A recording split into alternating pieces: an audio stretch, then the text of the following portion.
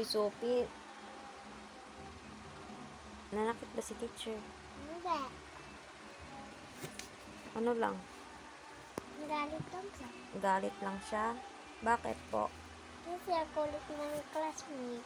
Sino? Sino? Ang classmate ko na si Lucas. Anong ginawa?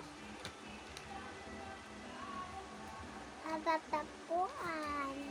Tapos, Atago pa ang mesa. tago siya sa misa. Ang nangyayari. Ano sabi ni teacher? Agalit na sa Magalit. Ano ang sabi? sit down. Sit down. Ikaw, Eileen.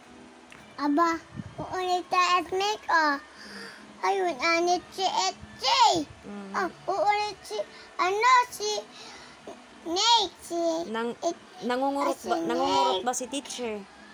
Hindi. Hindi. Ikaw, Sophie, nangungurot si teacher. Nakita mo, kinukurot classmate mo? Hindi. Ano lang po? Anit na.